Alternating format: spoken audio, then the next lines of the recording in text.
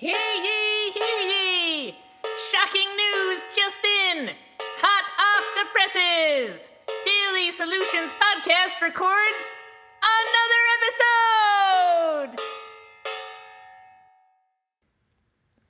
episode! We probably should have put some more cowbell in that intro, I think. All right, hey everybody, how you doing? It's Graham here. It's Ashkahn. Oh, yeah, it's Ashkahn. Today's question is there a minimum and maximum level of sound that affects a float experience? Ooh, I mean, it's almost more like the type of sound. Yeah, that's exactly what I was going to say. Sharp, sudden noises coming out of nowhere are, of course, I think a lot worse to a float. They're a lot more alarming. I mean, so sound is tough. Yeah, let's start there. Protecting your tanks from sound is one of the. I mean, it's ultimately close to impossible for the budget that we have with the float tank center, right? So it's really like, how do you get it down to the level of sound where you're disturbing the least amount of floaters is kind of the problem that we're dealing with. It's more just like new things pop up too. Like it's really, and they're hard to trace. Like you hear noises and you're in the float tank and you're hearing them and you're like, what is that noise? But like you have to, like there's so many things it could be. It could be from inside the float room. It could be some component in the float tank. It could be from outside somewhere. It's only temporary. You could just be making it up in your head. Making it up. Yeah, we've had a customer come out and be like, I don't understand. There was just like horses clomping like throughout parts of my float. And I was like, I don't think so. We're like looking around. Yeah. People have sworn they've heard voices, but like I was just in the lobby by myself for the entire time they were floating. And sometimes you get them when it's our night floats. It's the middle of the night. The shops next to us are closed. Exactly. There's definitely unless there's like people on our roof having a conversation or something. But it's tricky. It's tricky to problem solve because, if you hear it while you're in there, which is kind of like best case scenario. Now you're not even like hearing it from a customer. Like you're actually in the float tank. You hear a noise. You get out. It's still really hard to track down. You can't go to your employees. You're like at 1:43. Like what was the like? You don't know what time it was. They don't know what time it was. So many things could have happened. Like, it's really hard to tell what certain noises are. Yeah, so I guess let's take it to two extreme levels, right? Which is you can have the tank itself and the experience inside the float tank completely silent, and people can still complain about noise because they just heard something, or their joints were cracking, or it was something that either came from their own head or their own body and they didn't realize it. Right. So there's nothing you can do about that. Right. And then on the flip side, we've been like, we brought in customers and let them know, hey, pay us $20 and we'll get you in for a float, but we're going to be banging and making construction noises out here and stuff like that, and kind of just snuck people in for emergency floats when they wanted in. And people have gotten out and we've been so noisy, obviously just hitting things against the floor. And they get out and they're like, it was fine, didn't care, had a great float. I guess that's another interesting variable in this, is that noise bothers people to very different degrees. Exactly, yeah. Like some people, and this goes for kind of all the disturbances in the float. Like I personally, like noise doesn't really bother me that much. Doesn't really take me out of it. I can kind of sink right back into it. And noise seriously bothers me, and like I just tune into it. So we're on very opposite sides of the noise spectrum, and specifically. Like if I see a small light leak, like I can't stop focusing on it. Like I cannot have any tiny bit of light anywhere in the float tank, or otherwise it's super distracting to me and it like grounds me and it bothers me my whole float. I don't care. I could be in like broad daylight in an open pool and that'd be totally fine. I could just like get in the float zone. So yeah, that's a part of it. Like your different customers are going to care a lot more or less, or just be able to like hear things better than other people. Like some people can hear certain things. What? And there's certain noises that I feel like are a little bit more common culprits in float tanks in terms of mechanical float tank noises that I hear happening sometimes. Speakers, the transducer speakers, can sometimes have something going on, a little feedback, something happening in them that makes them have a little bit of noise. And sometimes in float tanks, this is only noticeable if you really get your ear like close to the wall of the float tank where that speaker is. Yep. That's one thing I've heard.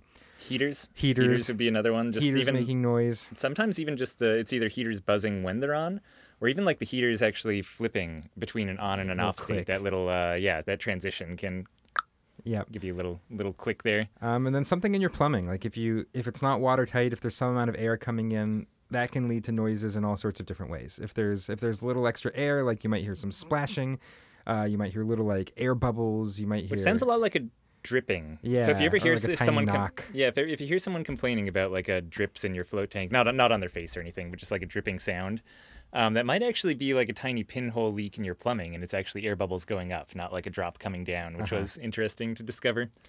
And these sorts of noises are interesting in terms of actually disrupting floaters, because sometimes it's really only if your head's in a certain spot in the float tank. So you could have like 9 out of 10 floaters just be in a float tank while it's making that noise and have no idea. And the 10th floater just happened to be like in the wrong spot, and they hear this dripping noise for, 20 minutes or 30 straight minutes until they kind of drift to another area.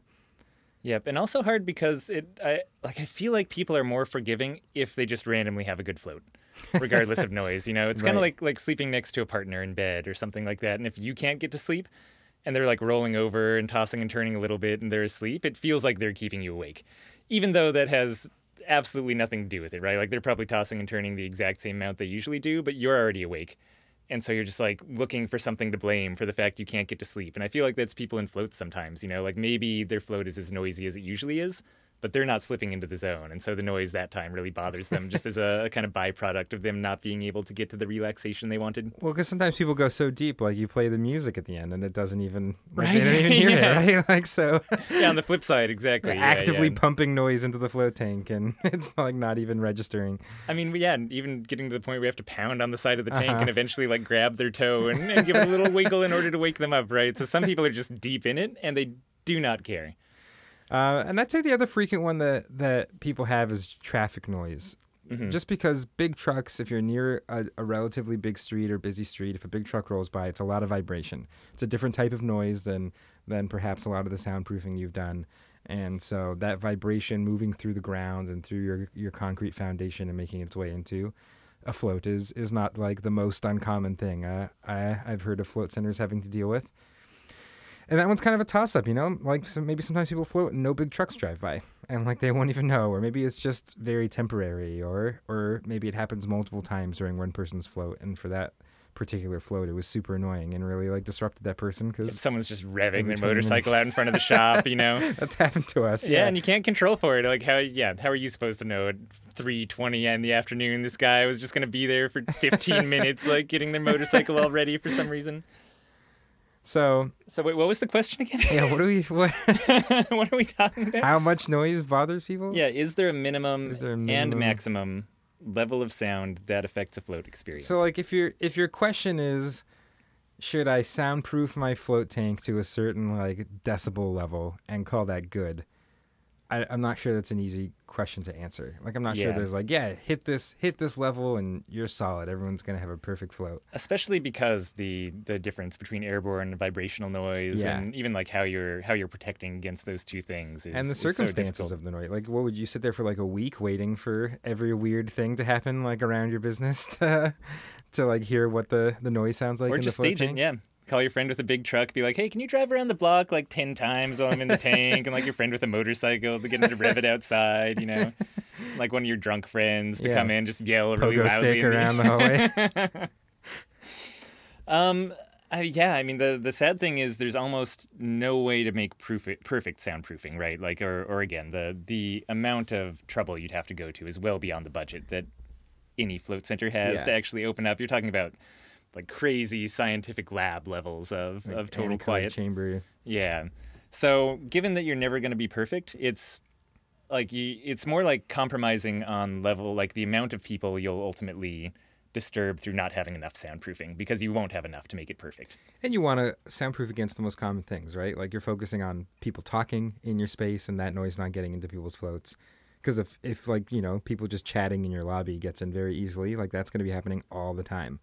And ideally, if you're on a busy street, you want to invest more in dealing with vibrational noise soundproofing. And if you have noisy neighbors, you want to, so you're kind of like going through your list of what are the big culprits.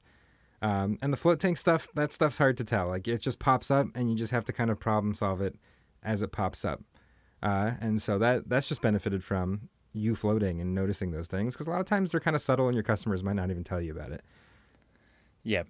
It also like makes it really annoying to float in your own float center. Like I'd say like half the time I float now, I'm like having a good float and then I drift to some part of the float tank and I'm like, what was that? And then I spend the next 20 minutes of my float like running my ear along the sides of the float tank trying to figure out what the noise is or where it's coming from.